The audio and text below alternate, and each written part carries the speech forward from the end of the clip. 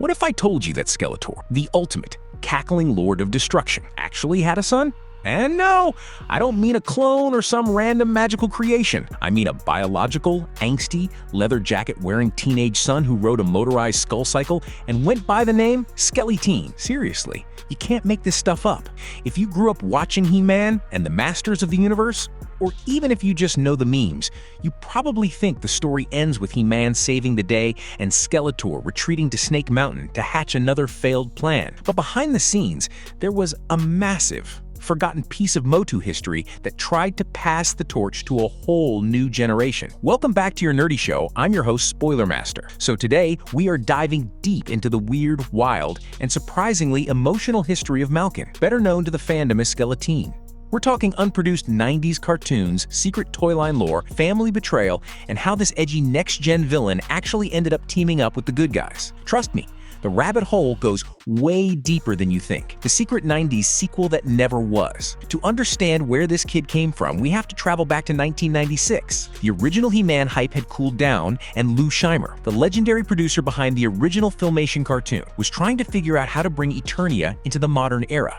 His big idea? Hero, son of He-Man and the Masters of the Universe. Now, this wasn't just a reboot. It was a direct sequel. The pitch was that King Adam and Queen Tila had adopted a wild, feral kid named Dare, who would eventually inherit the Power Sword and become the new hero. But you can't have a He-Man show without a Skeletor, right? Enter Skeleteen, the ultimate what-if character. In this 1996 pitch, while King Adam was busy ruling Eternia, Skeletor had been frozen in the frozen lands for a decade. But before his icy defeat, he and Evil-Lyn had a child. This kid was designed to be the dark mirror to Prince Dare. While Dare was raised by the heroes, Skeleteen was shaped by the remnants of evil. And his aesthetic? Oh, it was peak late 90s edge. He had the classic skull face, but instead of the dark sorcerer robes, he sported this rebellious, punk rock vibe. And instead of riding a giant purple panther, he rode something called the Skelecycle, a literal skull-themed motorcycle. Imagine a teenage Ghost Rider mixed with a heavy metal album cover, and you're pretty close. Here's the tragic part, though.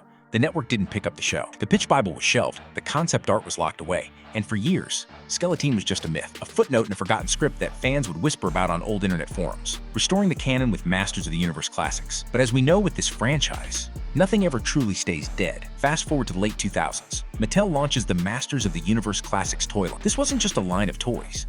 It was an absolute love letter to the fans. The writers decided to take every single piece of unproduced lore, every canceled cartoon, and every obscure mini-comic, and stitch them together into one massive, cohesive timeline. And guess who finally got his official citizenship in the Eternian canon? Yep, our boy Skeleteen. Through the character bios on the back of these figures, we finally got the real, gritty backstory of how this kid came to be. And let me tell you, it makes the royal drama in Game of Thrones look like a playground dispute.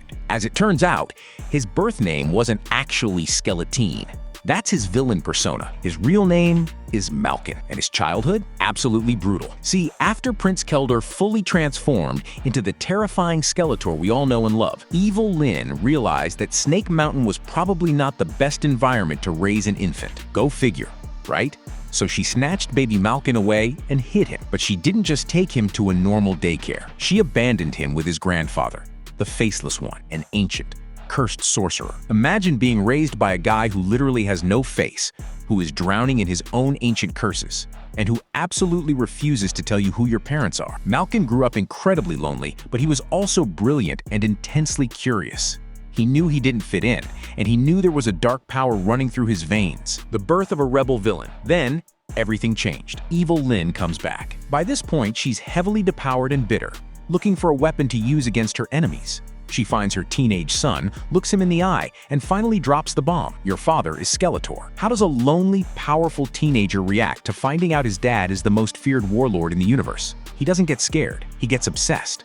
Malkyn becomes completely infatuated with the legacy of his father. He wants to prove himself. He wants to be worthy of the name. So, Evil-Lyn starts teaching him the darkest magic she knows. To seal the deal, Malkyn crafts his very own skull mask, rejects his birth name, and officially dubs himself Skeleteen. And honestly, he was good at being bad. Driven by his mother's manipulation, Skeleteen becomes a highly capable young warlord. He aligns himself with ancient evils like the Unnamed One, builds a massive army of his own, and starts terrorizing the next generation of Eternia. His main target? His cousin, Prince Dare, the new hero. It was the ultimate family feud playing out across battlefields. Skeleteen wasn't just fighting for power, he was fighting to avenge the father he never knew. Which brings us to the ultimate turning point in his story. What happens when you finally meet your idol, and they turn out to be an absolute monster? The tragic reality of Snake Mountain. Here is where the story gets incredibly real, and honestly, kind of heartbreaking. Skeleteen and Evil-Lyn actually succeed in their grand plan. They reclaim the legendary Havoc Staff and use their combined dark magic to literally resurrect Keldor from the dead. Skeleteen thinks this is his moment. He's thinking, I did it. I saved my dad. We're going to rule the universe together as father and son. But remember, this is Skeletor. He doesn't do fatherly love. He doesn't do proud parent moments. The second Skeletor opens his eyes and realizes what happened, he doesn't thank his son. He mocks him. He looks at this teenager wearing a replica skull mask and completely brutalizes him. Skeletor treats him like an insect, a pathetic pretender trying to ride his coattails. To make matters worse, Evil-Lyn and Skeletor immediately start fighting each other for control, and both of them try to use Malkyn as a pawn in their toxic, twisted game. They don't see a son. They see a tool. Can you even imagine that? Spending your entire youth building an identity around honoring your father, only for that father to stand up and completely crush your spirit. That was the breaking point for Malkyn. The illusion was shattered. He realized that the legacy of evil he was fighting for was just a hollow, miserable lie. So, in a massive moment of defiance, he turned his back on Snake Mountain and walked away from his parents for good. Redemption and the final epic battle. But he didn't just go sit in a corner and pout. Malkyn decided to redefine who he was.